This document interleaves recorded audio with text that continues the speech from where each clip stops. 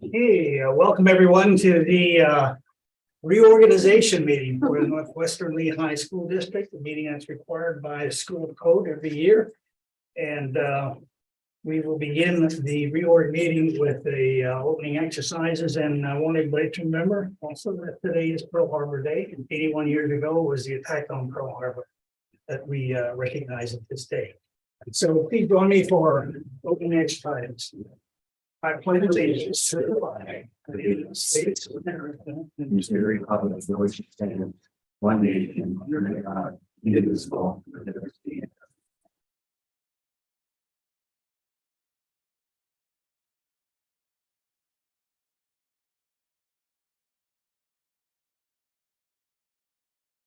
thank you, and please be seated.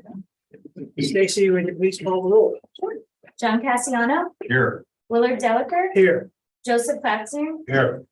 Todd Hernandez, Here. Becky Height, here, Lauren Hunsiker, here, Todd Leiser, Here. Rachel Sheffler, here, Jennifer Cenovitis, here. Good, full house. First item is approval of the agenda, which we have in front of us, and I would entertain a motion to approve the reorg meeting. So moved. Motion by Mr. Bensing, Second. second by Mrs. Cenovitis. Comments or questions? Hearing none, all those in favor, aye. Aye. Opposed, no. We have an agenda. Welcome once again. I don't see anybody in the audience this evening for courtesy of the floor. If someone did, I'm sure we would have courtesy of the floor at the end of this reorg meeting. So with that, the first item on the agenda is to nominate and elect a president pro tem. And I would, and that is to take us through the election of a president and vice president for the coming school year. And I would entertain a motion to nominate and elect a president pro tem. State has on, here it is. I would nominate this site. We have a nomination and a second for Mrs. Height to act as president pro tem. Are there any comments or questions? Hearing none, all those in favor, aye. Aye. Opposed, no. Motion carried.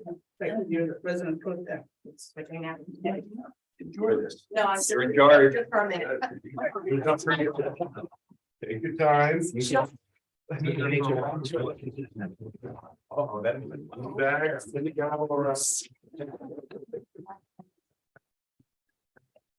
You all have on the agenda a list of all the qualified, legally elected or appointed members of the Board of School Directors for the year now beginning. Does anyone see any errors or inaccuracies on the list?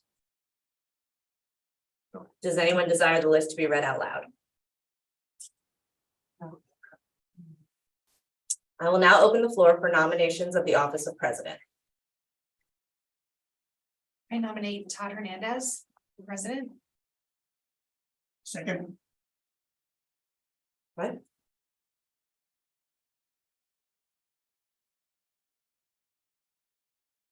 I'm just here. Let's ask her. Do you need a first and second? Okay. I'll ask the second. Stacy, can you call the roll, please? Sure, John Cassiano, Aye. Willard Delacour, Yes. Joseph Fatzer, Yes. Todd Hernandez, Yes. Becky Height, Yes. Lauren Hunsiker. Yes. Todd Leiser, Yes. Rachel Sheffler, Yes. and Jennifer Cenovitis. Yes. The vote is unanimous. Todd Hernandez, who is now the president. Oh, wait, the vote is unanimous in favor of Todd Hernandez, who is now the president. And then we'll switch. You can switch. Yes, You get this guy now. Should I stay here? Can I say? It's up to you, but you have to carry out the rest of which is the. Oh, the rest of the election. meeting. Oh, okay. Well, the rest of this meeting. which Right. is- Gotcha.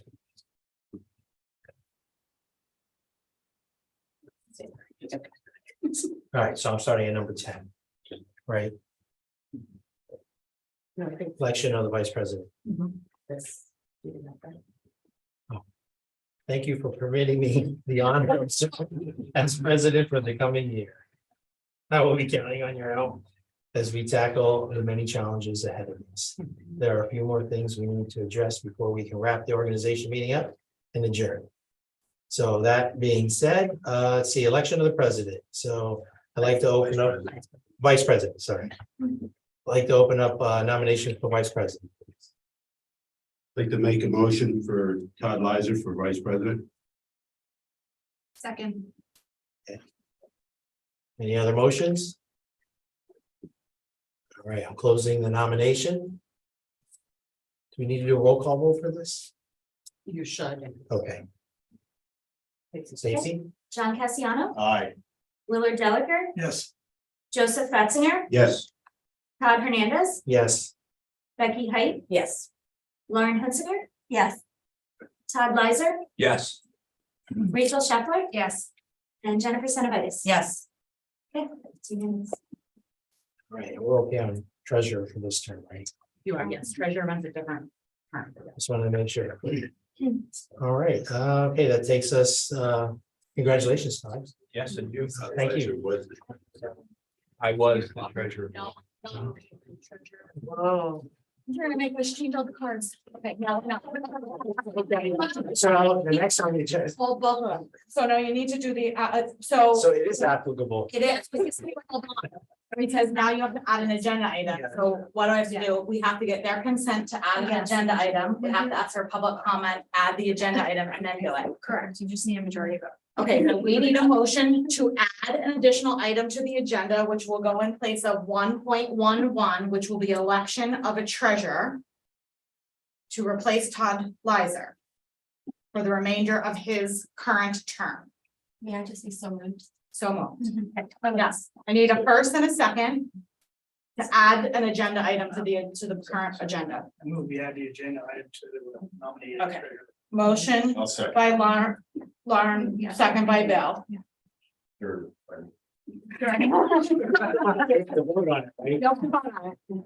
Everyone in favor of adding an agenda item, election of a treasurer to the current board agenda, please say a. Aye.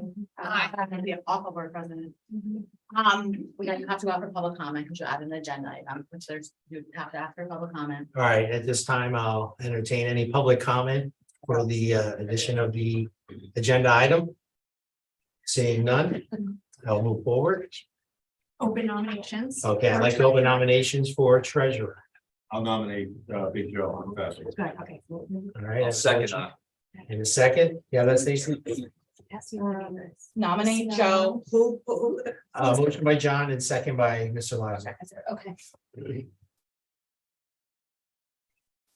Any All right, Stacy take the roll. any other nominations? All right, seeing none, I'll close the nominations. Roll call, please. John Cassiano, Aye. Willard Delaker, Yes. Joseph Fatzinger, Sure. Todd Hernandez, Yes. Becky Height, Yes. Lauren Hunsiker. Yes. Todd Lizer, Yes. Rachel Shepler, Yes. and Jennifer Cenovitis. Yes. It's unanimous. All right, it's unanimous and so at this moment, I'd like to call motion to adjourn this meeting. Second by Mrs. Knight. All right. Just sharing. Like, what's rejection? Thank you. Okay, so we will, reconvene, but you can move your seats around if you like, and we will.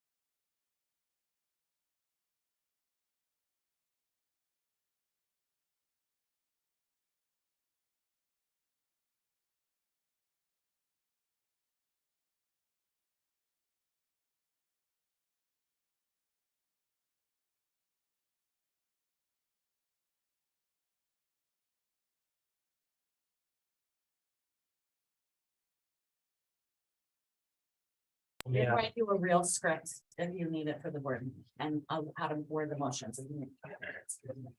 just nudge me if we get it wrong. Because I did so fabulous. Are you ready? Okay, all right, I'd like to call this board meeting to order. With that being said, opening exercises, please. Join me.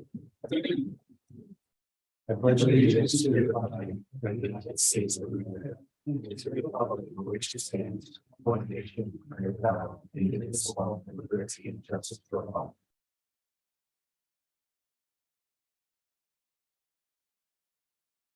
Thank you.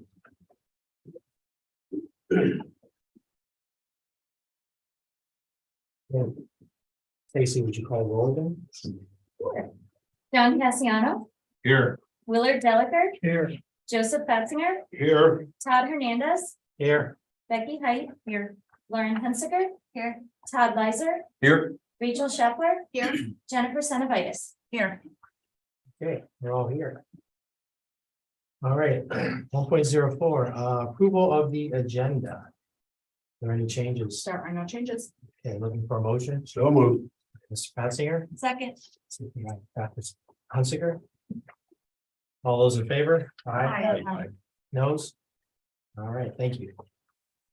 All right, so welcome, everybody.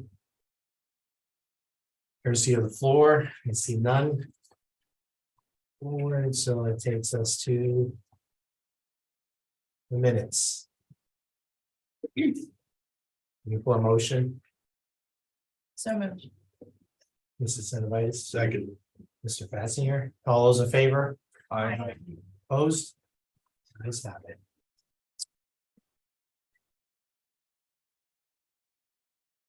Recognitions and presentation. We have none. And president report. I'll keep it short. Thank you.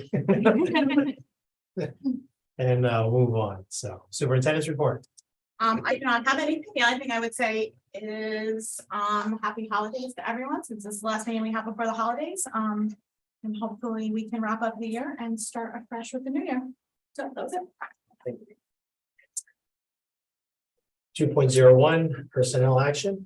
Ms. Matico. Thank you, Mr. Hernandez. There's 21 items for your approval this evening. Items highlighted in yellow or added since last Friday. I asked for your approval on them tonight. Thank you. Looking for a motion, So moved. Mrs. Height.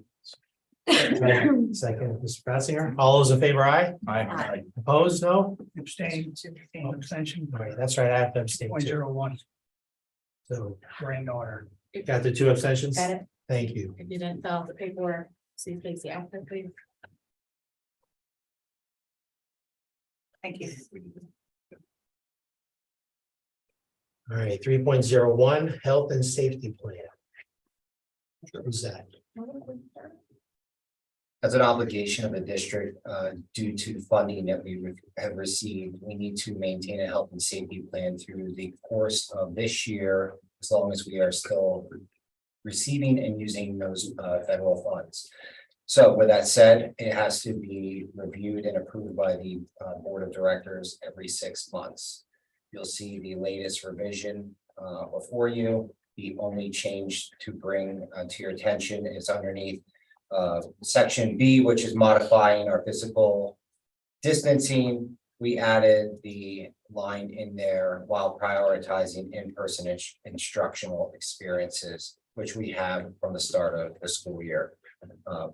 We would like you to please consider this and approve it so we could resubmit it to PE. Thank you. Motion to approve. Mr. Delaker, motion, second, Second. second, Dr. Hunsiker. All those in favor, aye. Aye. Opposed, no. All right, ayes have it. 3.02 high school program studies revisions. Thank you. In January already, after the holiday season, we will be starting our scheduling process for the 23-24 school year. This is an annual item that we place on the agenda for any revisions or major changes to the program of studies book that currently you have available to you, and we will make available to the general population in mid-January. There are not many changes this year, which I'm very happy to report.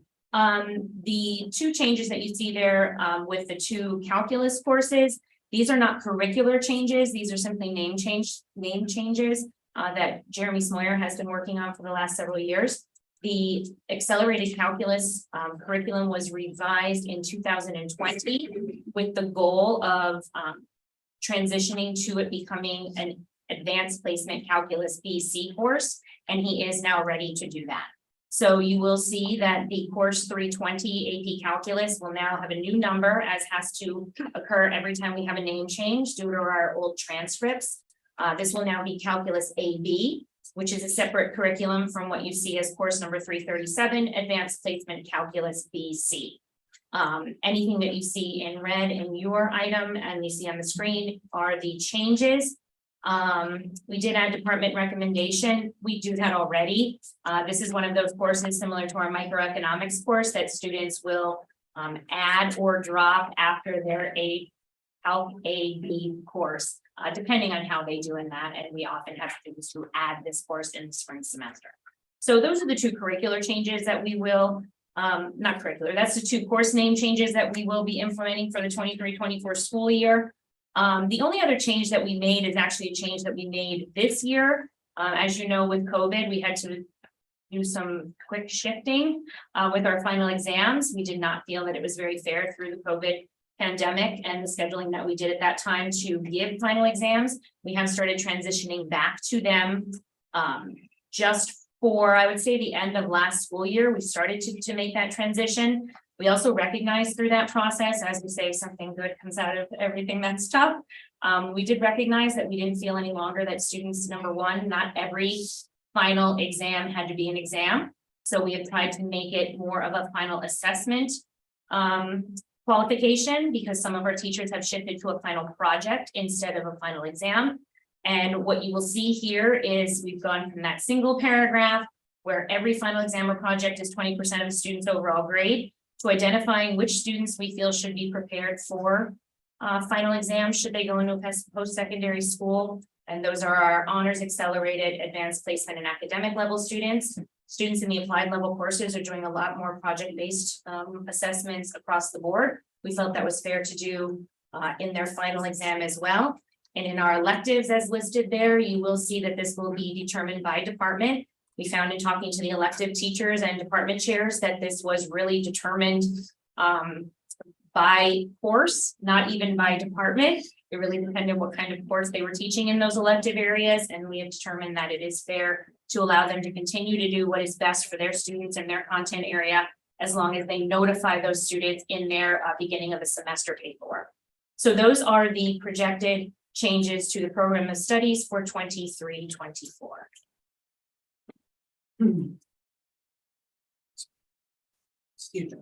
That's not ordinary, but Okay, gotcha.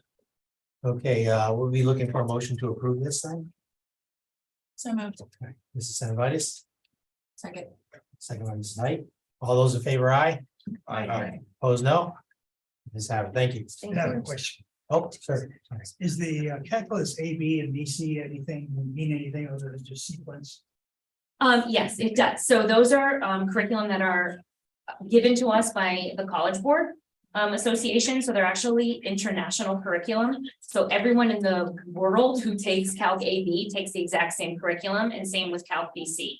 The only thing I will say is Calc BC is actually a combination of those two courses. So technically the curriculum for that is all of, I'll say, A, B, and C.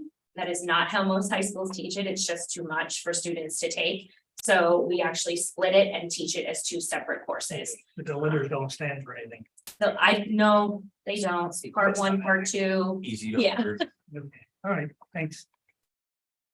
Sorry about that. I'll have to refine my process for asking questions in between the votes there. Yeah, he didn't know. Yeah, sorry.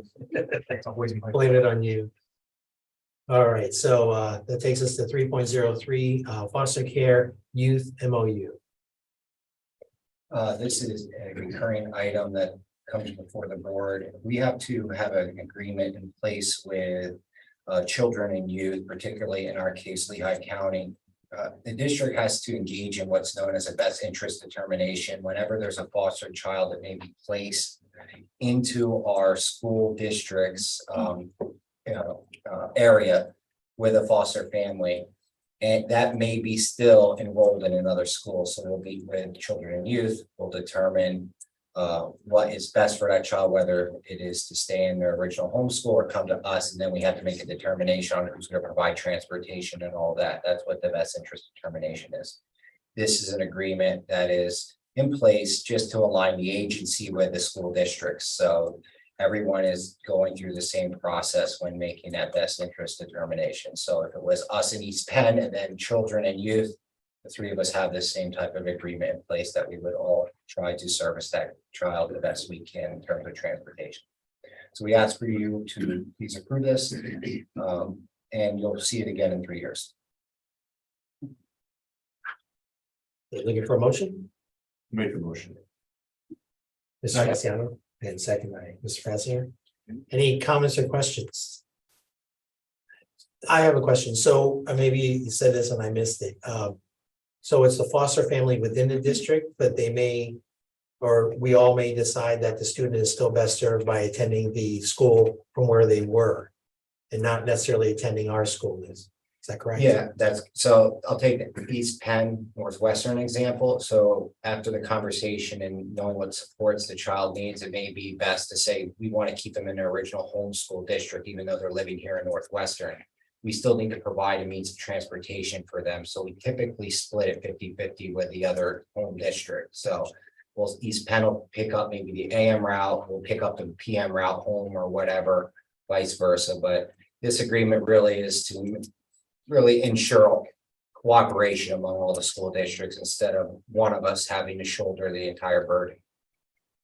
Not that it's a burden to transfer. Gotcha. Thank you. All right, so we have a motion and a second. All those in favor, aye? Aye. Opposed? Thank you. Okay, moves us on to policy. 4.01 is the first reading. So I see none at this time. Is that correct? That's correct. You'll see another group of first readings this January. Okay, 4.02 second reading and final approval. Dr. Sosnovic, do you want to take us through that?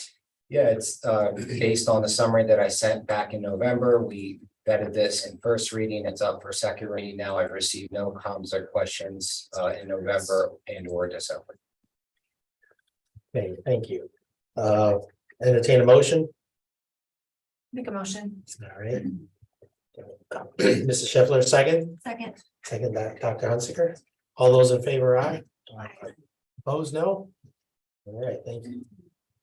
A 4.03 rescind policies. We have none at this time, so I'll move forward. 5.01 McClure scope modification. I'll take that. Mr. All right. Hernandez. Thank you. Thank you. So this is something that comes to us as a scope modification. It's a very unique thing. It's sort of in the typical world would be called the change order. However, this is something that is an owner initiated scope change. And what this is 2 items. One is the domestic water line. As you know, we've been going through that for years, waiting for DEP to get their approval process. This is going to allow McClure to actually run the water line through the building for us because they're going to be ripping open ceilings anyway. We don't have to wait on a contractor until that actually does occur. So they'll run it from the entrance of the building where it's coming in to the boiler room. And then when the contract gets handled for the water line, they'll take it over from there. That way it's completed. Why McClure has the ceiling ripped out and everything is torn up. The other one, at the end of the year last year, we had a compressor go bad in our chiller at the Northwest Elementary School. We were able to get it through for the rest of the summer, but for next year, we need to get it replaced. It makes sense for scale that they're here. They have cranes in place. They can swap it out easy enough. And so that's what the other cost is. Total cost of $57,878. It does add on to the ESCO project. Either way, these 2 items have to be done anyway. It just makes sense for the scale to just put it on to their workload. If you have any questions, I'd be glad to answer them. It's a basic document and it was reviewed by Jess. Mr. Oaks, does this mean then too, then it's under warranty then for a total of 5 years? That is correct. Okay. Okay, I believe we need to take action on this item. All right, so I'd entertain a motion to approve this. All right, Mr. Delaker, second, Second. Mr. Fatsinger. Any comments or questions? Okay, all those in favor, aye. Aye. Opposed, no. Okay, thank you. District finances, 6.01, early look at 2023-22 or 2024 budget. Yeah, Is that you? All it's right. me. So tonight, we're gonna look at our early look of the upcoming budget year of 23-24. This is just to give you a preview. Nothing, we are still waiting for a lot of numbers to come in, nothing from the state yet, nothing from LCTI, LTRIC, insurance, all those entities. This is just to give you an idea, because in January, we have to pass the Act 1 resolution. That means we will stay within our index of 4.1. So tonight, we're gonna go over our goals, the index, the early look at the budget, what's driving those costs, closing the gap, the recommendations, and our timeline for this year, for this coming year, budget year. So the goals have been established in prior years. Nothing has really changed with those goals and how we develop our budget. Next slide. So Act 1 was passed and we have received a 4.1% increase. That increase that the state gave us goes on to our millage rate. So right now with the 4.1, our estimated maximum that we could add to our mills is 0.7519, which could potentially give us $1.2 million in additional tax revenue. What that does to the average taxpayer. So when we look at average taxpayers in the district, we go off of an assessment of $220,000. So that would generate an additional $165 onto their tax bill if we would go to the increase. We do not have to go up to the 4.1. This is totally staying within the Act 1. Will not make us go to voter referendum to increase higher. What was the, because this is higher than prior years? Correct. Last year it was Less than that. 3.4. Yeah. Prior to that, it was 3. So they have increased it considerably this year. Yeah. For this coming year, 23-24. Yes, it is huge.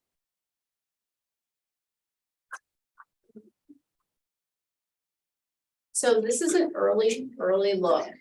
And basically with this early look, we're just increasing what is contractually obligated to, which would be salaries and benefits.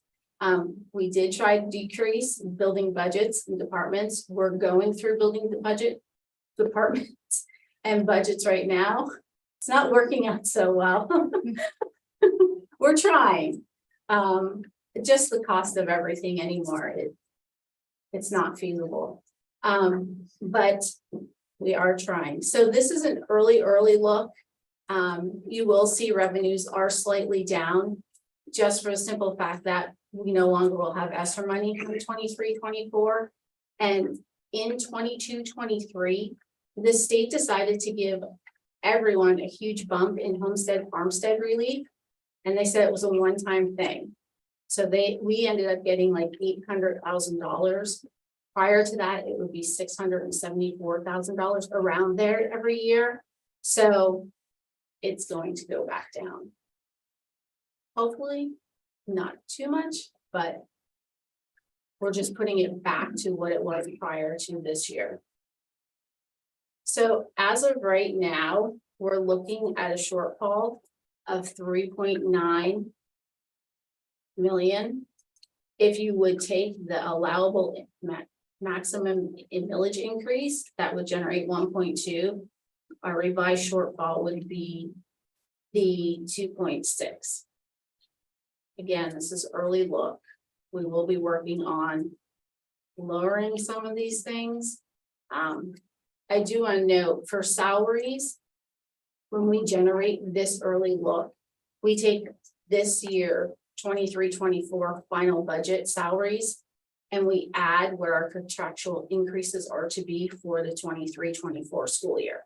So we have to go through now with the salaries and take out the people who have left, put the new people in.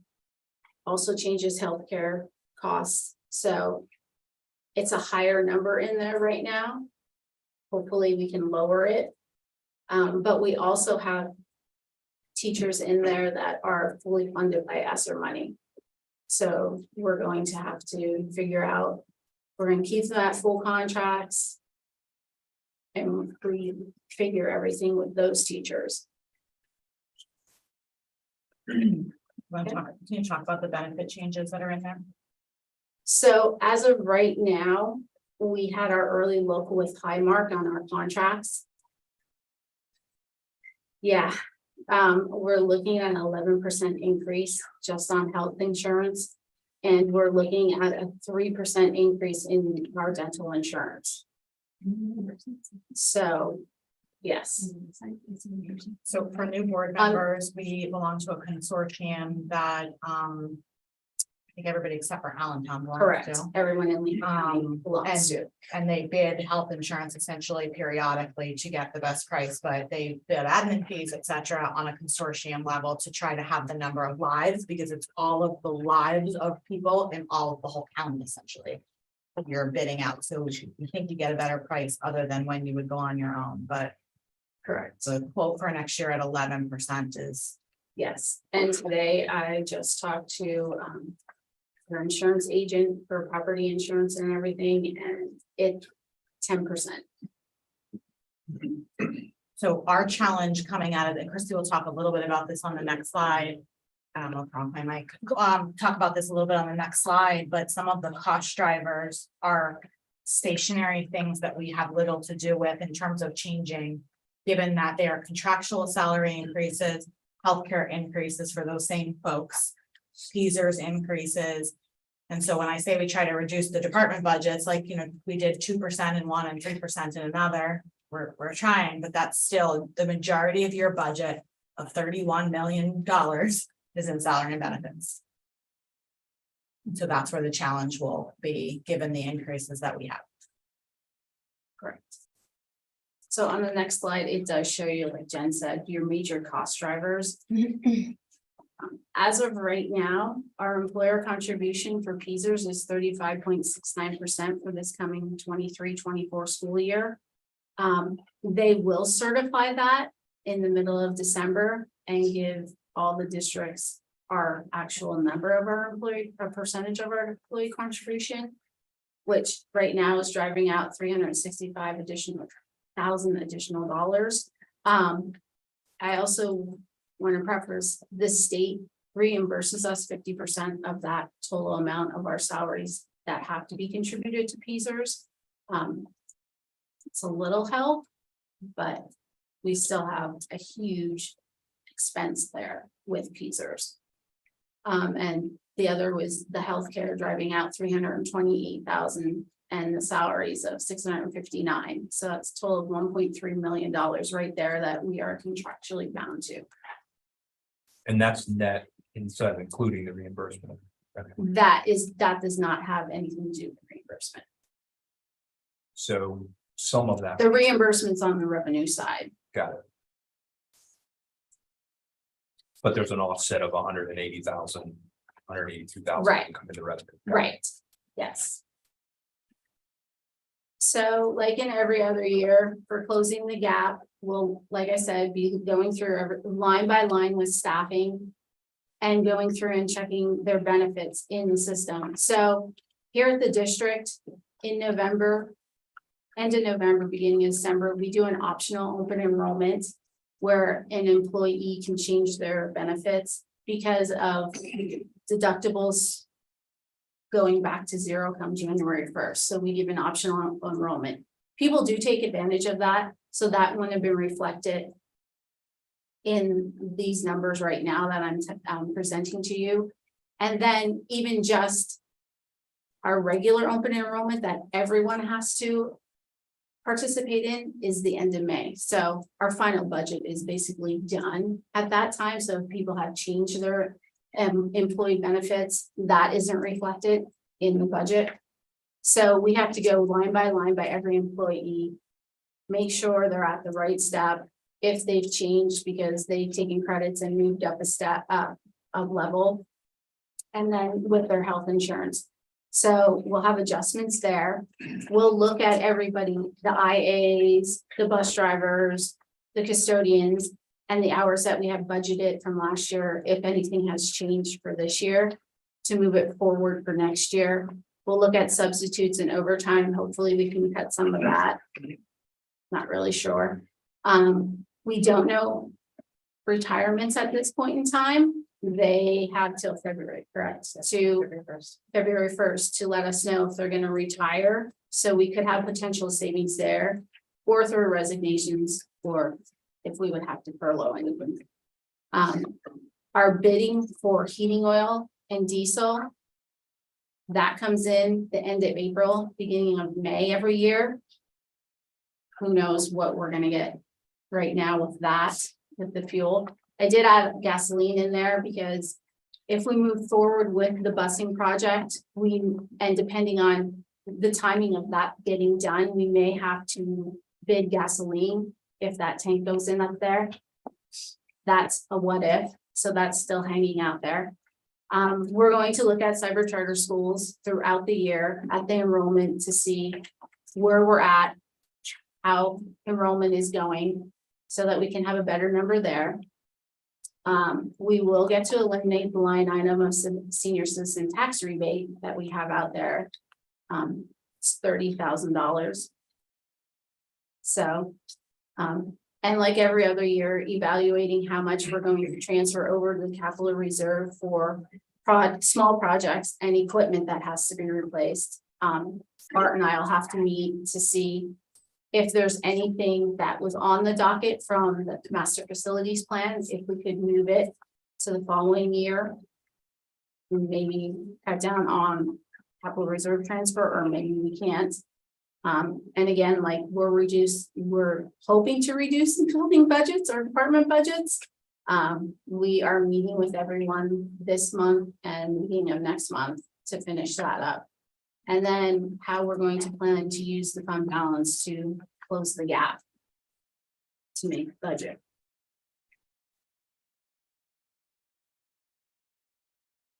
So what we're looking, the purpose of tonight's presentation is just because we're recommending come January, we have to pass the Act 1 resolution. And what that is that we're just going to stay within the index and not go to voter referendum. So we presented this early to you, so you could obviously consider it, knowing that January will be the workshop and then the board meeting. But on January 18th, your job requirement in terms of timeline is that you'll have to pass the index, that the resolution that you want to stay within the index.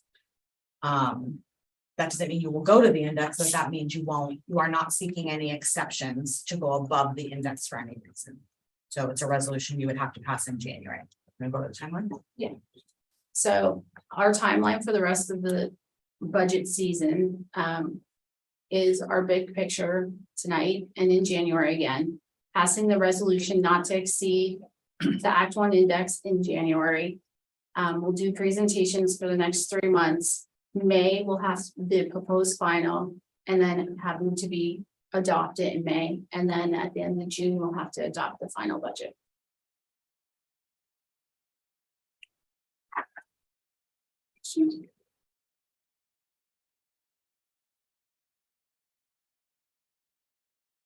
Anybody have any questions or comments at this point?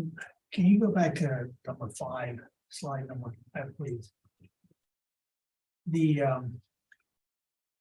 where would the debt service be found? Would be in That's district-wide. district-wide? Mhm. Okay, So we increased about 500,000 this year. yeah, and we're showing a a decrease of 287. Right, because grants are in there, so all the expenses we had for ESSER is taken out of that from last year. You see the spike in 14 million, so all of your ESSER federal stuff is in district wide as well. But yes, we added, I'll say. 2021 to current year, if you look at like the 12 to the 13, that's probably a better comparison because the 14 is your ESSER money, that's why it's high. But if you remember, you added about $500,000 of annual debt service when you took the $13 million borrowing to that line item. And where is the energy? Where's fuel, electric, and Fuels district wide, district wide? Oh, yes, okay. which I can tell you right now, we didn't change that number as of right now. You already decreased building and departments almost 100,000, which is that's a small pot in the big scheme of things, but okay. Yep, we got some work to do. Right. It's not that far off from when we normally are. I think the things that are making us a slight bit nervous is the combined several things. So you add several uncontrollable costs in staffing and benefits that without reductions of staff members, you have little control over. We have 5 or so positions in ESSER that will come to an end because that funding will come to an end. Combined with a budget gap, probably a little bigger than we've seen. If you think about it, in any normal year, we take about $1.6 million out of fund balance. Sometimes we don't use it, we put it back in, but you plan for about $1.6 million out of fund balance. And so you're right now at 3.9. If you do a full tax increase, it's 1.226, and you have 1.6 coming out of fund balance. That still leaves us $1 million to cut, even with a full tax increase. We will shore up some of the staffing in terms of what Christy talked about earlier. That's where a lot of our work is, just shoring up healthcare plans and what people have selected because they're big dollar amounts. So yeah, I cut 3% out of the building budget and it gained you $100,000, but you gotta remember $31 million of your budget is staffing and benefits. We're a people business, which unfortunately is where, when we have to look at positions and we have to look at how people are used most efficiently. But this isn't, it looks worse than it is, probably because of a lot of ESSER money coming out. But it's not that different than where you are at this stage any other year.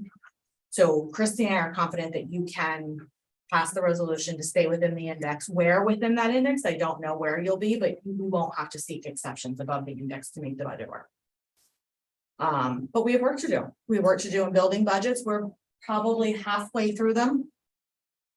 And I have a list of all the things we're over already because I gave people new budget amounts in terms of trying to do some reductions, but and those things will end up getting cut at the end of the year if we can't make it work. But we have a lot of work to do in staffing and figuring out where, and retirements haven't come in yet. So one of the big things we always end up passing the resolution at this time, not knowing who your retirements are. We do know some people who have given it to us prior to the February 1st deadline that won't know, and that changes a lot of positions because people then move and want to go to those positions, and it moves things around a little bit sometimes. I just have one question. Can you talk about when that decision is made? Staffing wise, like on the calendar, like in the, like what's the cutoff? And then, money is not my strength. I'll admit that openly. That's why I don't do the bills at home. But I do have concerns as we look at staffing, servicing our kids and providing those services. And so, I'm curious and will that, I think it's important for us to know, like, when we make cuts, wherever they may be, how they impact our kids and the services that are required, that are out of our control. And then, I think there's some fallout from COVID, and I think the services we need to provide the kids looks different. And I think as you progress, and what makes us a great place to live is that we can offer some of those things that other districts maybe cannot. So my questions are, what's the timeline for those personnel decisions?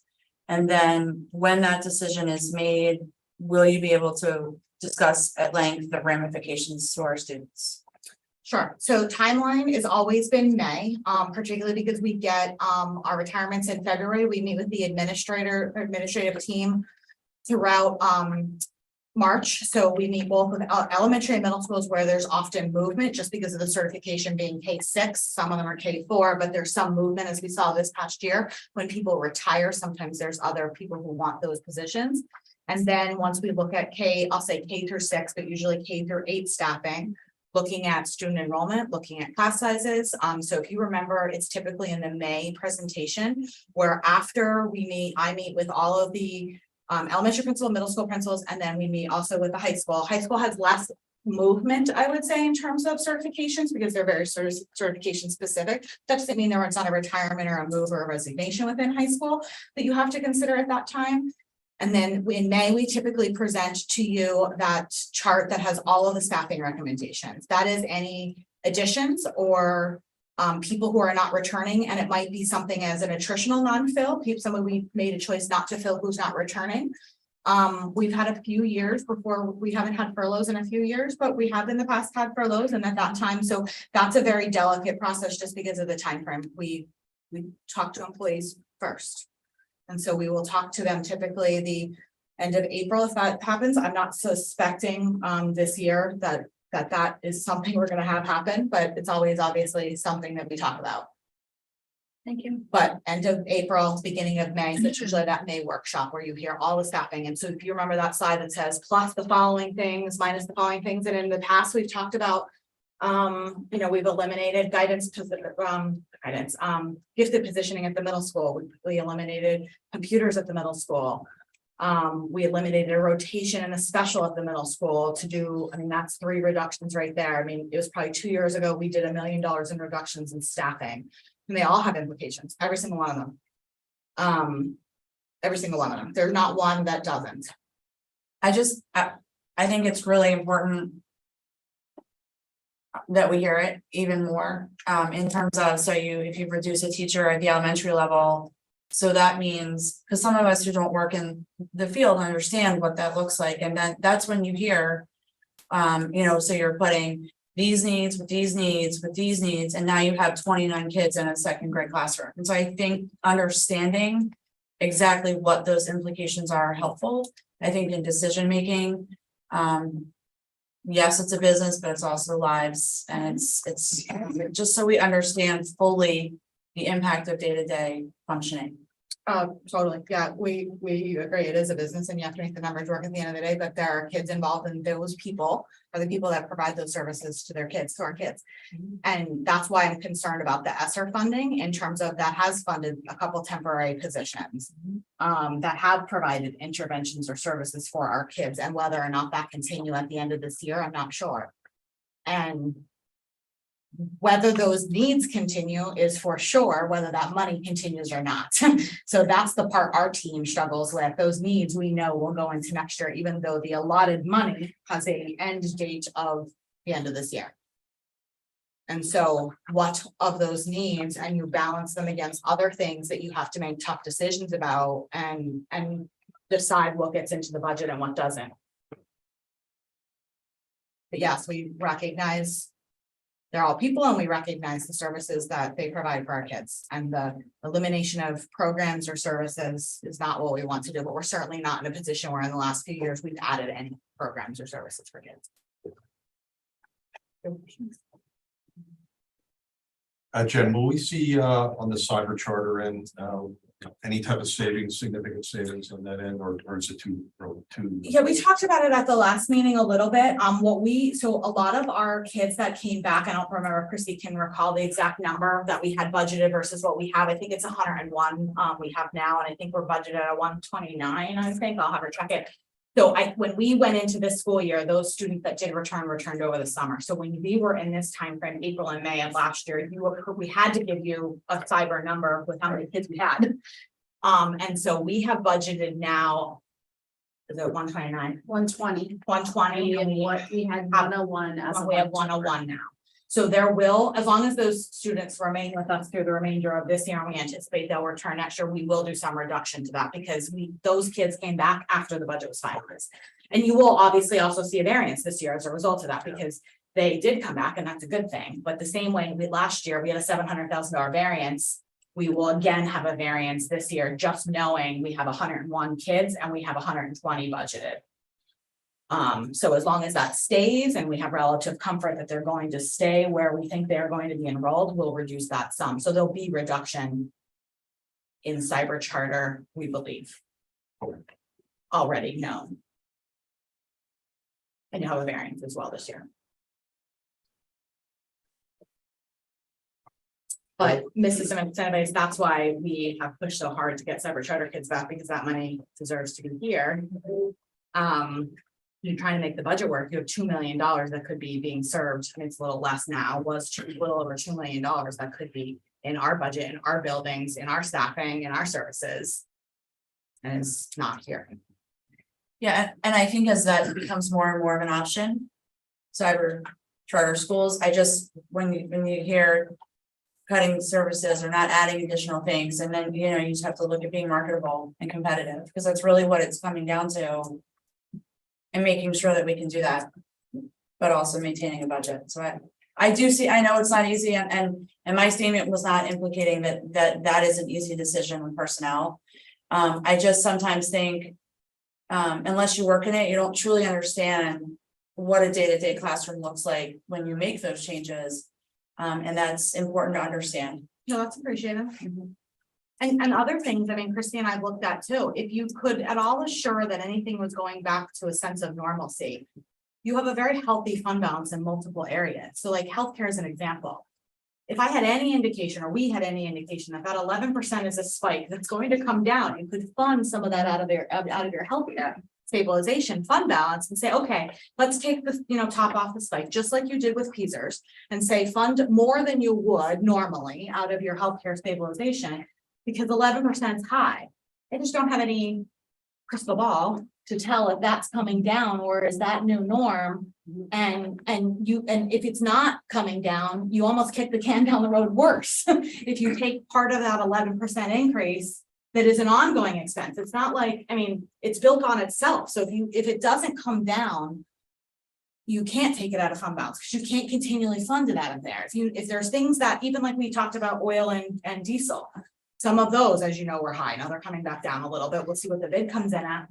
You knew those were one-time spikes. You could take them. We have fund balance for some of those categories. I don't have any level of assurance with anything that those are going to come back down. And that is a kick the can down the road. You're going to have to make that up in the budget then somewhere if you don't fund it. Yeah, and the problem with that, like the making it up, right? If we don't act appropriately over a course of multiple years as it relates to millage increases, we then are faced with a situation where you can't raise the revenue enough to offset where we're at, right? So there's that balance of how do we effectively increase the millage to balance this so that we aren't left in a state where we literally don't have a fund balance and we can't, without a referendum, collect the revenue we need. And that's the board you all came onto. You came onto a board that almost couldn't raise taxes enough to keep up, because there were 7 years of subsequent no tax increase. That's why we have been in several years of tax increases, because you do get to a point where your contractual increases in salary contracts and healthcare alone will exceed, and they already do. Even at 1.2, which it's high this year. I don't know that that's staying either. But at $1.2 million, you being able to raise your contractual increases exceed your ability to raise taxes with nothing else going up. And so, and I don't think it's going to be 4.1 next year in terms of an increase. Yes, I think the projections, whether they're right or wrong, are saying this is probably the highest it will be in terms of your ability to raise taxes, and it will come back down. And so 1.2 is more, is what you have the ability to raise taxes is less than what you have contractual increases for. One more question. Maybe. The healthcare consortium also has a fund balance that could be used to offset that 10.1% Correct. anticipated increases. There been any discussion about it? As of right now, we are not using any of the RSF, just for the simple fact that our philosophy is we need 2 months in that 2 months in that Operating. RSF to cover. And we are slightly under 2 months right now. All right. So we're this year, we took money out of RSF. We're looking to not take anything out of next year. Just so we can bring it back to that 2 month cushion. So the way the consortium typically operates is they're like self-funded for the last at least 2 years. My understanding is they drew down on the fund balance, their fund balance, not our fund balance. Right. Call it RFF, but it's a fund balance category. And they have less than 2 months of operating expenses in their RSF fund at the current stage because they drew down on it the last 2 years. The consortium drew down on it the last 2 years to keep the increases lower. And I just wanted to make one more point about the questions about eliminating programs and positions that are funded with this ESSER or other revenues that have a sunset date. And this district has always been very, very careful about using money like that. One-time money that comes in. We don't put a permanent position in and then have to face funding that permanent position later on with the general fund. The position were all, if a position was created, and most of the time we didn't use the money for positions, but if a position was created, it was created with the understanding that when the money runs out, the position may go away. And the programs and the kids that are benefiting from those positions, if that money hadn't come in the first place, we wouldn't have had that program to help. The benefit that we got to be able to come up with a program using that fund for the short time that we have the money coming in is a benefit those kids can use, but when the money goes away, the position goes away. And we all see that the gap that we have here, and we just discussed it, is just not enough money to keep it going. But you have to remember that those positions were created with the idea when money goes away, the position may go away as well. And I mean, I think we were clear about this. ESSER positions were, because any of the people that we did fund were either people that were in our budget or already services that they are well aware that they may not continue after this year. But that's nonetheless a difficult part of the puzzle to consider. Good question. No, I was just gonna say, I think the reason for bringing it up is that kind of what Jen was saying is that there is a community of families out there that, you know, hear us or see things or read things and they don't understand it. And I can speak for myself that when you're on the other side of the table, so to speak, you know, you can think about things and you can perceive things and think about them in a certain way. But if you don't really grasp necessarily what we're talking about now, which I think that this is all valuable discussion here, you know, your opinions can kind of shift or change based upon what you're hearing or what you're really seeing. So I think it's valuable, the comments that are being made, what kind of budget we're looking at for next year and how that could impact these kids. And, you know, but Bill is right, you know, if we don't have those like dollars, then obviously we can't offer these programs. But it is something that people need to realize and why. And I think that that's part of what Jen was trying to pull into that, you know, area. So I just wanted to say, I think that it's valuable that we're having this conversation and thank you for facilitating it. Yeah, we agree. I mean, I would tell you even that with our admin team, I love them all dearly, but they all advocate for what they need. And unfortunately, it's me or us that have to make that decision because they all want something for their building and notably so. And we have to sit down and talk about it as a team. And unfortunately, sometimes value one thing over another in order to make that call. And that means even on the team, someone doesn't get something that they advocated for or believe they need because we end up making one choice over another. Yes. Yeah, these are tough decisions, but you know, let's be positive and And hopefully we'll work our way through it and it won't be quite as bad as maybe what we're seeing right now, because this is like we started, worst case scenario, and Yeah, and that's I'm what. hopeful it will improve. You know, Bill and I had that conversation many times. You get to the point where you have to be realistic, but you can't get into the paralysis of like doom and gloom. Like you have to work through it and see what's real and what's actual and get through real numbers. And at this point, you're too far out to look at that. I mean, you have a budget shortfall, and there's lots of work to do. That's a realistic statement. And it won't be without lots of conversation about how to close that budget gap. And they're all good conversations to have, and it's good conversation for all of you to hear and understand, as well as the community, parents and other, even school district employees. So we've typically done the budget, we've gone to the buildings, because arming our own teachers with some of the information about why decisions were made, as unhappy as something might be, has benefited us, that at least they could, if somebody questioned or asked, could speak to why that happened. So we have gone to each of the buildings, we call it the Budget Roadshow, they all love it. And presented a short version of the budget and what, final decisions were being made and why they were being made.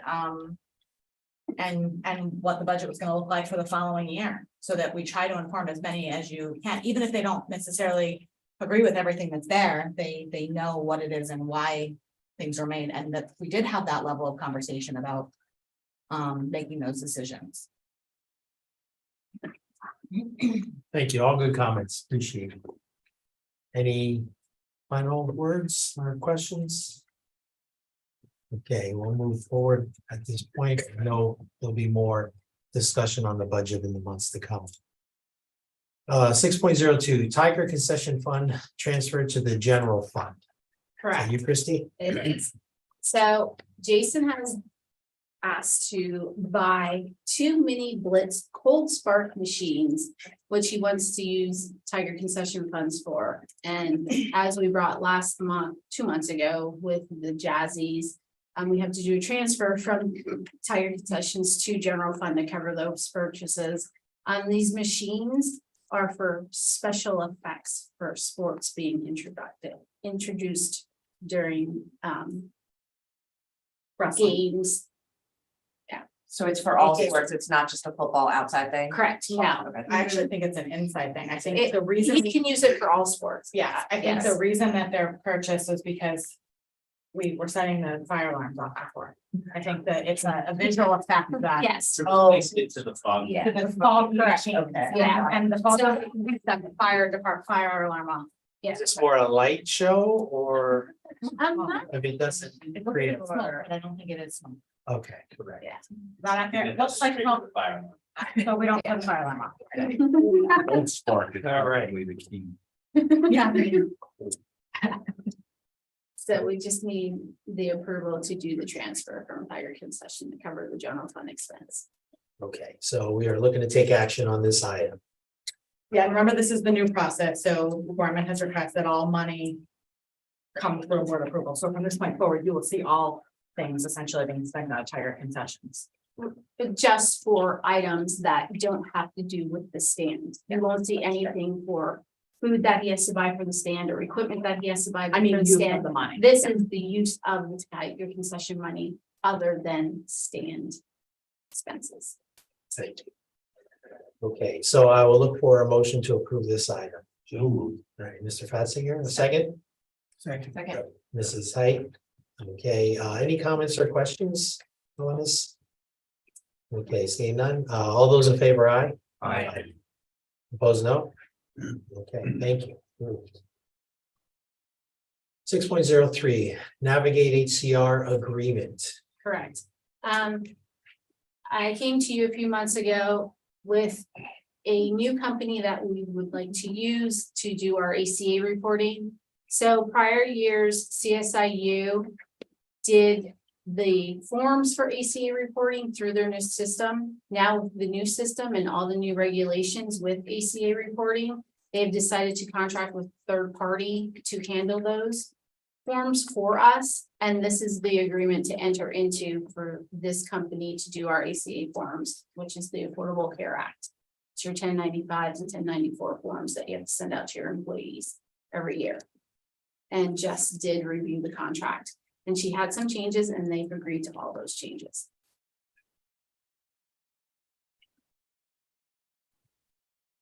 So let's get a motion in a second before any comments or questions. So looking for a motion?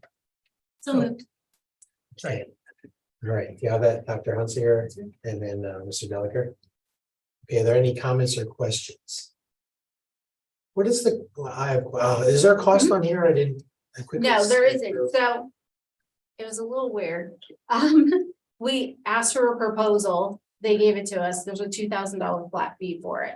They said there were no terms and conditions. And then when they gave us our onboarding information, there were terms and conditions. So, yes, You already approved the fee in a prior meeting. right. Okay, got it. Yeah. Contract that followed. Okay. All right, thank you. All right, so we do have a motion in a second and no, Just a question on the legal side of the, like, there's a lot of disclosure language in here around privacy, HIPAA, et cetera. Did we review that? Is that- We did. Right. And revised. So this is a $2,000 fee that Mhm. we're paying Mhm. to administrate the Affordable Care Act. as it Correct. affects this. Yes. Now, I have heard some talk through It's crazy. It's CSI, nuts. right? Through CSIU that there must be talk, I don't know if anyone has heard this, that they are talking about getting rid of the 1095s and 1094s. So that's why CSIU didn't want to put all the time and effort into supporting that anymore. And that's why they brought the third party in. I haven't heard anything about the 1094, 1095s going away and reporting it to the IRS. If it would, it'd be great. But that was CSIU's rationale of getting the third party, saying that everything keeps evolving and changing, and it's just too hard to keep people on staff to be up on all those regulations where this company handles all that.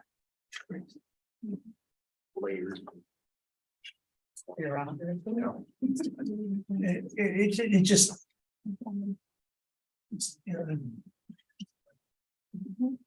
But on the other hand, looking at $2,000, the way I look at these budgets, we're at $40 million, 40-some million dollars. You chop off the last 3 zeros. Okay, and then you say that's a $40,000 income. And look at everything else on the budget there, chop off the last 3 zeros. So here, you're talking about $2 for a person that makes $40,000 a year. It's not much money in that grand scheme of things. But it's just a slap in the face to us to have to unfunded mandates, I guess. Sorry. point taken, like the service charge that to make buying tickets more convenient, right? Right. When you had to buy a ticket in person, they wanted to eliminate the cost of the person, so you buy it online, and now they charge you an arm and a leg to We're pay. picking on the So, ticket industry, all right? well, Somebody on this board works for an event. okay, we do have a motion. Point taken. We do have a motion in a second. So all those in favor, aye? Aye. Opposed, no? Okay, thank you. Let's see, 6.04, the reports. Correct. So for the month of October, just some highlights of the monthly recap report. Collections are still up.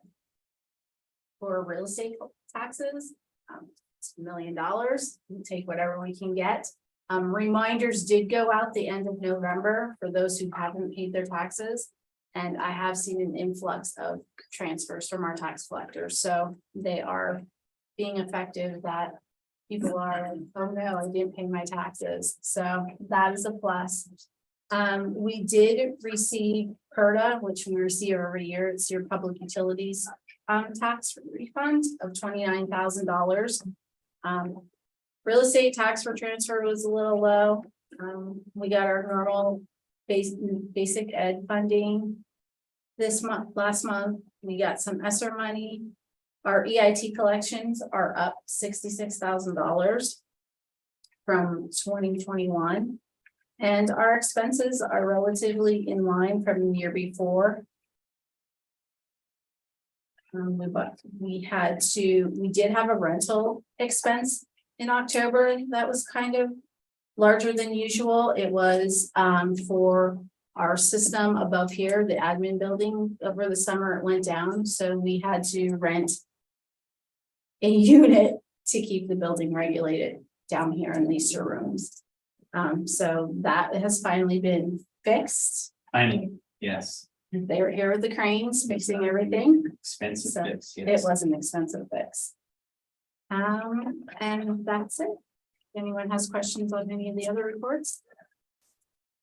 We do have a general question, as you were talking about, remembering a few years ago, there was a reassessment that came through. County level reassessments, property values, things like that. I feel like. Is there any discussions about, look at our, our districts has phenomenal grades and test scores and our athletics teams have been doing great. Is there any? Have you looked at, or has there been any reporting on property values and any changes that could ultimately change the taxable base? I haven't seen anything. They did that reassessment back in 2016. Yep. The countywide reassessment. I mean, now when properties are selling higher, they are assessing them higher. Yeah. That has changed.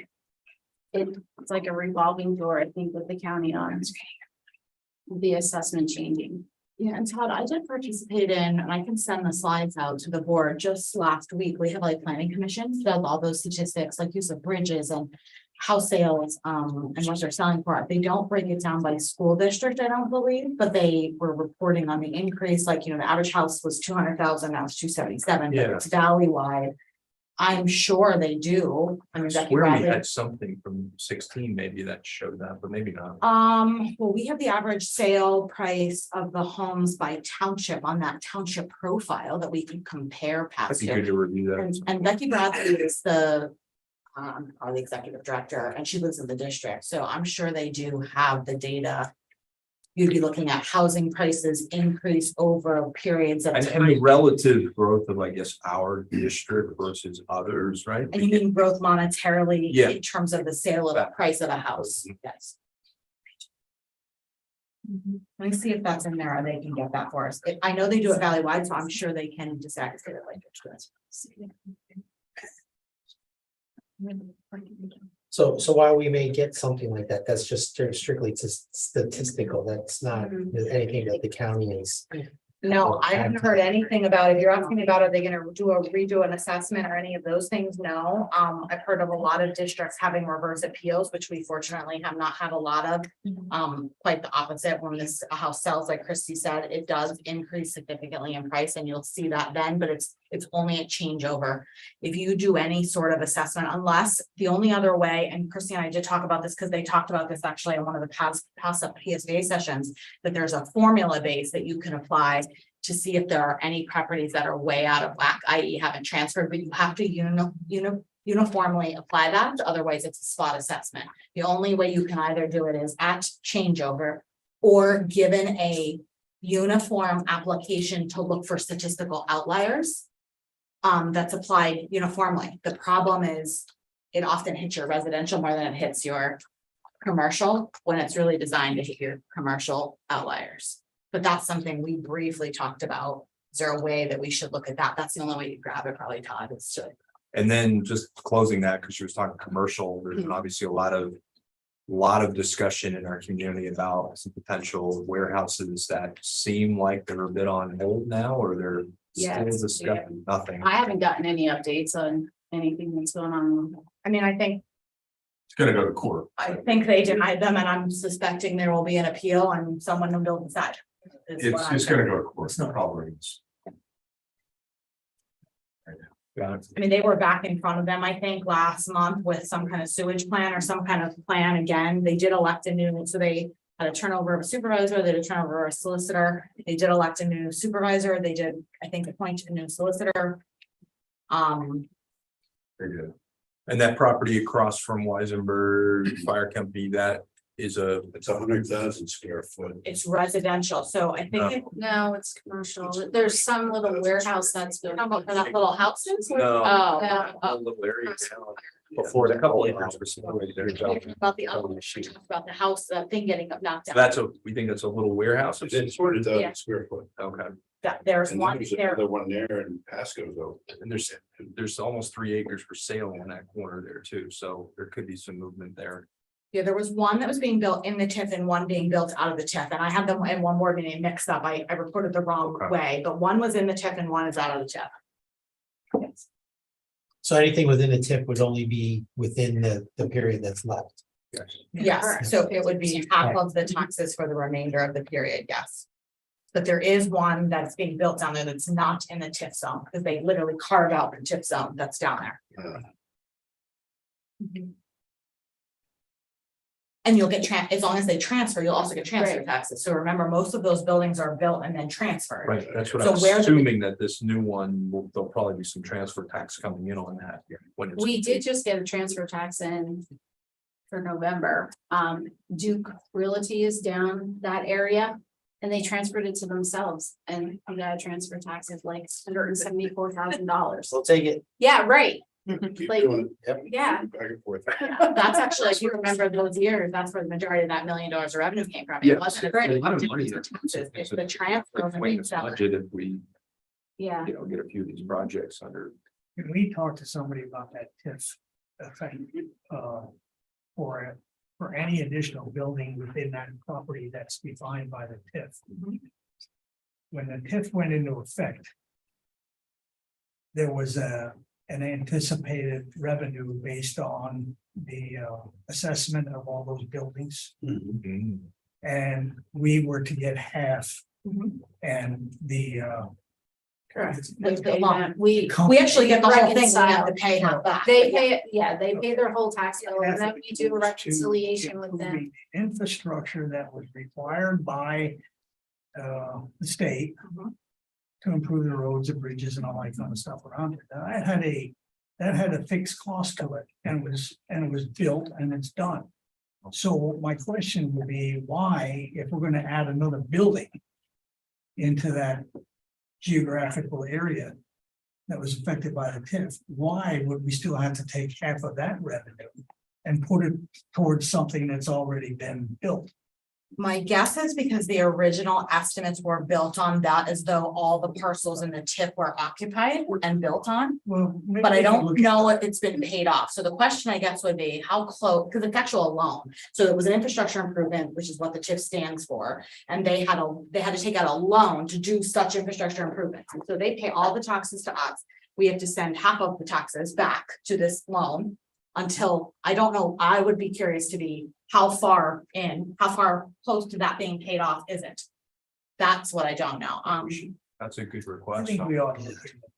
Yeah. When does that TIF line get set? When it What? was drawn Yes. and carved out, how did that?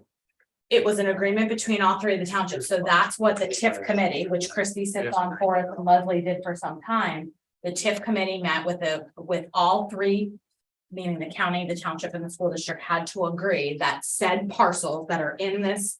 It's just like a T-zone opportunity zone of the zone in Allentown, but it's a TIF zone.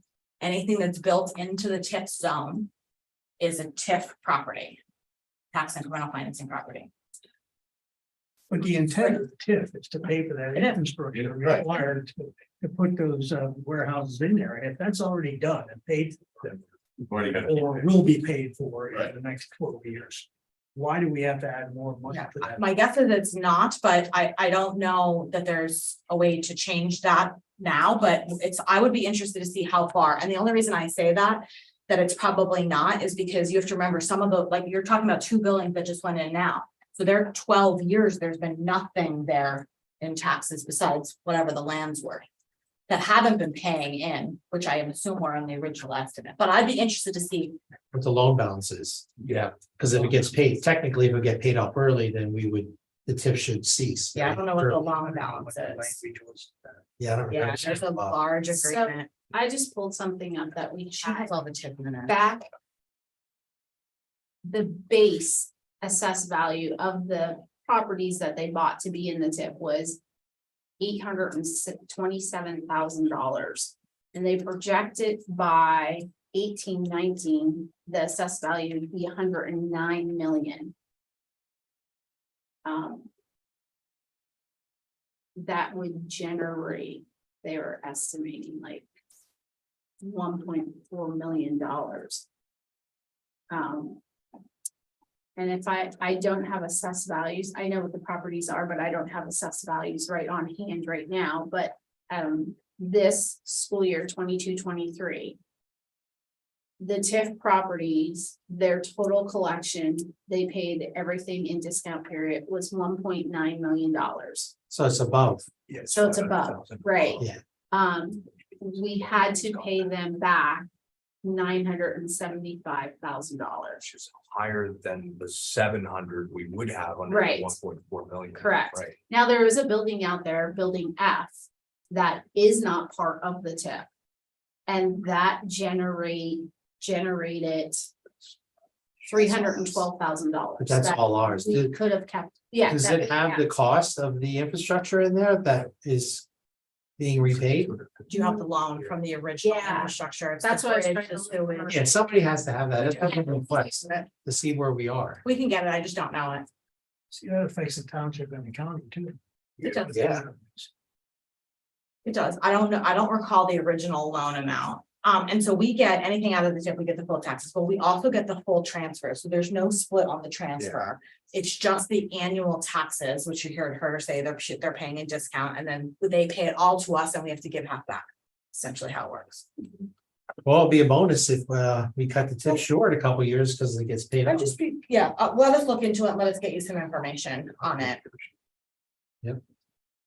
And I'll check into Todd if I can figure out the growth sales in housing prices in the district.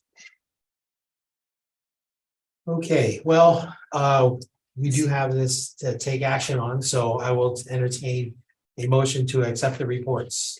Motion to accept. Mr. Passinger, second by Mr. Deliker. Any more questions or comments regarding the reports? Okay, all those in favor, aye? Aye. Opposed, no? Okay, thank you. 6.06, the bills. 6.06, yes, so. Oh, no, wait, sorry, Well, I skipped yeah. 5. 6.05, payment of bills, thanks. This is the last. So 605 is just requesting that we could do another check run the end of December, just because this board meeting is so early. It's less than 2 weeks since our last board meeting, so we still have outstanding bills. It wasn't enough time for everyone to get their bills in for tonight's meeting. So pre-approval to pay the bills, and then we'll see those bills in the Correct. next meeting, Yes, retroactive yes. history there. Okay, So, motion by Bill, Second. second by Mr. Lizer. All those in favor, aye? Opposed, no? Okay, thank you. Okay, now 6.06, current bills. Correct. Like I said, with it being such a short period of time, the bills aren't there's not a lot going on as of right now. We are seeing now design services with Ally 5 is the project moving forward, so they are on for this month. That's about it. If anyone has questions on any of the bills that are listed.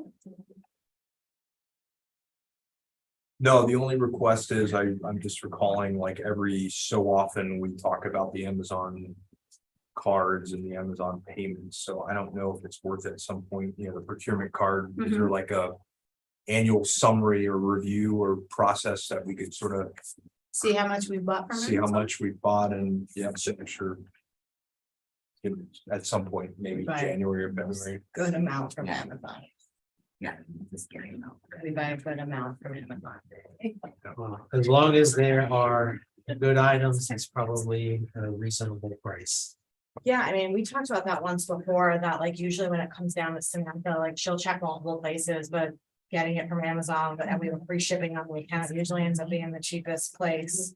But Yeah, I think it's just more, I think from my perspective would just be sort of taking a look on an annual basis Yeah. and saying, are there items that we're buying regularly, and could we be buying that in bulk some other way, right? So just making sure we're kind of doing our due diligence. Yeah, so typically, the buildings will look at LCTI Distribution Center first. Through that bidding, we have a consortium with LCTI, and that is their first to go spot. If they can't find it at LCTI, Then they have the option of Office Depot, and then Amazon. Got it. Thank you. All right, so we have to take action, so looking for a motion. So moved. All right. Mr. Delacour and then Mrs. Senvais. Okay, any further questions? Okay, we have one abstention coming up. So all those in favor, aye? Aye. Opposed, no? Okay, one abstention. Okay, moving on to other reports, so foundation report. We have one today. Yes. Hi. Hello. Good evening. The only report that I have from the foundation is that this Friday, December 9th, starting at about 4 p.m., the foundation is hosting Tiger Takeover at Retriever Brewing Company. They will be joined along with PFC Pizza and the Donut Lab. If you do order from any of these three establishments that evening, make sure that you do mention the foundation, because each will be donating 15% of all sales that are generated that evening if you mention them to the foundation. Also, Retriever Brewing is family friendly, so we'd love to see that you're there with your families and having a good time and helping to support such a great cause. Beer and donuts on Friday. He said so here until. That kind of Friday. And don't forget that it also is, the family extends to the LaFurry ones. too. Yes, That is true. And what was that date? Is that this Friday coming up? It is December 9th, Okay, thank you. starting at 4. Yes. Thank you. Okay, 7.02 committee reports as follows. So let's see, what do we have here? We have intermediate unit. I don't have anything major to report other than there is a holiday dinner on the 19th. If someone would like to be my +1, please let me know. I'm not taking my spouse. He doesn't get this part of the role.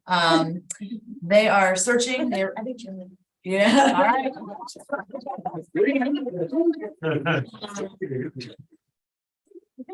They are beginning their active search for a new executive director, so that will begin shortly. That's. Thank you. Okay, LCTI, Joe. I did miss the last meeting. This meeting coming up is the reorganization meeting, and I should have a report in January. Thank you. The High Carbon Community College. There's a report on, We do have the, president's desk report here. Who's over? Dr. Pitzel. Oh, that's right. I didn't know if there was anybody, I forgot. Bill sometimes has information, but most times I just put what we get from LTIC on your board agenda. Okay. Okay, rec commission, that would be me. Not a lot to report. It's the winter months, so the fields aren't that busy with normal playtime. I will comment that we are working to sell the potato barn. That is the building on the left there as you're approaching it, for those that might not know, to Heidelberg. Makes sense. They have been using that building for storing equipment. So we're working with the township to sell that, and we're in the process of what's the word I'm looking for? The boundaries, whatever, the parcel, sorry, thank you. Ironing out what the parcel is. So we look to close on that, probably not too far out. Did they pay rent for that? Or? They reimburse the rec commissioner for electric. Yeah, a few dollars, it's not much. So it seemed like this was in good, works out for both parties. We get a few dollars and then they take ownership of control. And then we'll maintain that building. Does that include the skate park? No, skate park remains with us. Are there any issues or concerns with that I should take back? I just didn't know if I could take my skateboard elsewhere. No, I was just curious. As long as you clean up after yourself. It will remain a skate park. Is there any discussion about putting that out as a public sale? And how did we price it? No, there was no discussion on putting that out as a public, came to us and we just discussed it and settled on a price that we thought was fair relative to the value amongst the two government entities.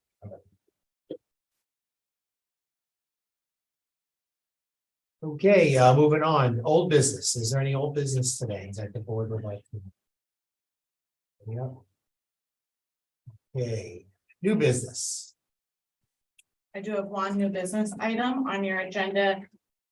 Gary Day's office called the week he was vacating his office that is down the road, and he offered some furniture to our district, and I put it out to our admin team for things they might have needed in the buildings. And so I am asking you to accept the donation of office furniture as follows from Representative Gary Day's office. We did write him a letter and actually already have the stuff on property because it needed to be out of there before Thanksgiving. 6 office desk chairs, 1 conference table with 8 chairs, and 1 filing cabinet from Gary Day's office.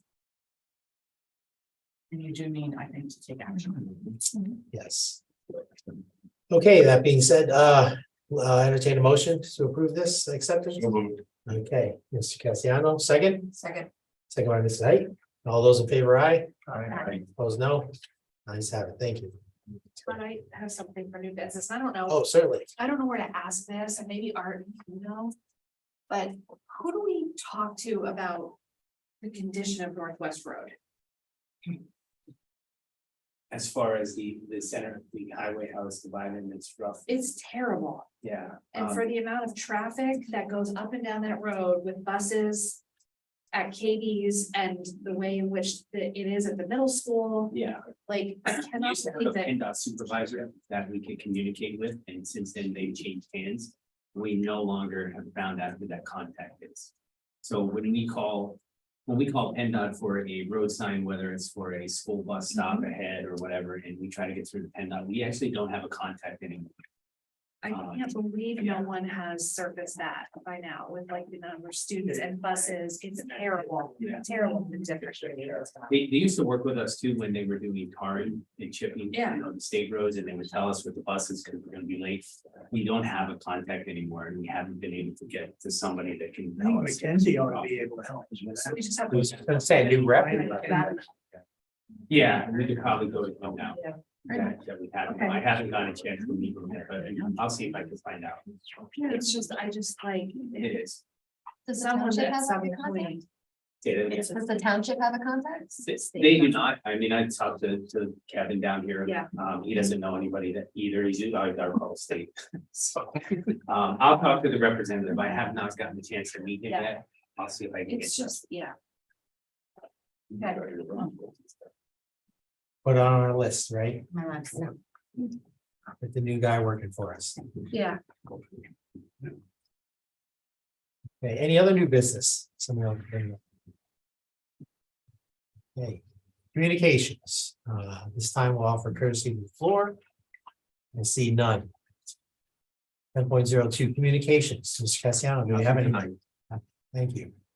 10.03 administrative and building sharing. Yep, we'll start online. Mrs. Edmonds, Good evening. I don't have anything. Thank you. Mr. DeVico, Good evening. Just one announcement. Next Monday, the 12th, the middle school will be conducting their chorus and band concert at 7 o'clock in the auditorium.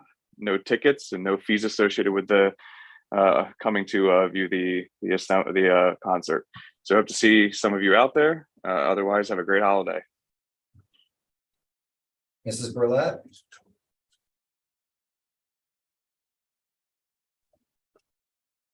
Good evening. I just wanted to give a public thank you to both Carol Gassessa and Sean Feast for the wonderful event of both our Northwestern Elementary and Weisenberg courses performing at Anilani Park on Sunday. On Tuesday, we had our 5th grade concert, which included the entire 5th grade as well as our chorus and band members. Today, the students were asking when their next concert was going to be. They're very excited. we're looking forward to the upcoming holiday activities. We have our holiday bazaar on December 16th from 6 until 8. So if you're interested in seeing some of the items our students, kindergarten through 12th grade, create and sell, please come join us that evening. And just have a great holiday. Thank you. Mrs. Stitzel. Hi, thank you. There's a couple of things that I have. First off, just make sure if you're able to attend, please come out to our curriculum council meeting, which is Monday at 1 o'clock right there in the boardroom. We are going to be discussing a few different areas for curriculum review for this year. And lastly, just make sure that you have a very nice holiday. All right, Mrs. Pulley.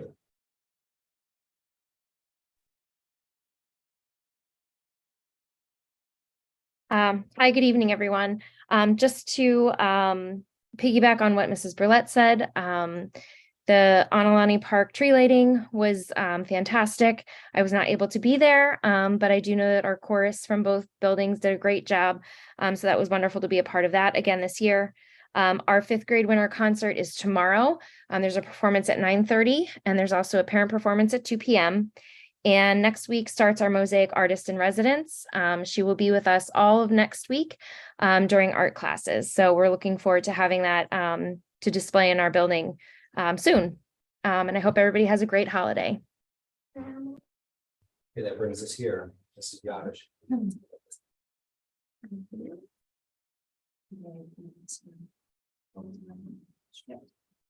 I just want to offer congratulations to the cast, crew, and our director, Bill Mutimer, on their very successful winter drama, Elf the Musical. It was really a great show designed to spread Christmas cheer. And it was really nice to see all of the auditorium at the high school filled with all of the young kids. We're not used to that. So it was really nice to see them all enjoying the show.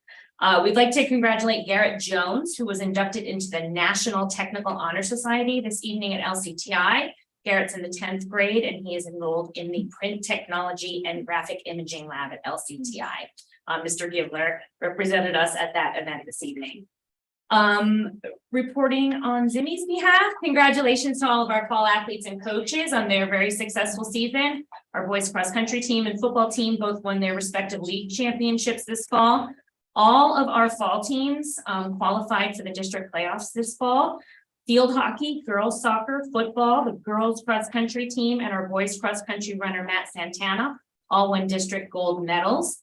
And we are very proud to congratulate our state champions, the boys soccer team, and their coach, Nate Hunsaker, on bringing home the PIAA AA gold medal for the 2022 season. That was a very exciting weekend for them and for all of us as well. Our high school band and choral concert will be held this Sunday, December 11th, beginning at 4 p.m. in high school auditorium. We invite everyone to come and join us in celebrating the sounds of the season.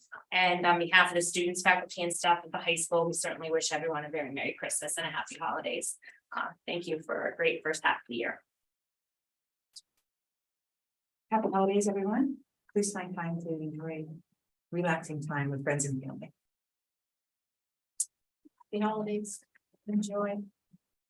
Merry Christmas. Just congratulations, Mr. Gallagher, for however long you sat at that chair. I have no idea, but probably good to sit over there again. Just Merry Christmas to everyone. Yeah, I want to offer congratulations, a long time and time well served, Mr. Gallagher. Congratulations, Mr. Hernandez, Mr. Lizer. Happy holidays, everyone.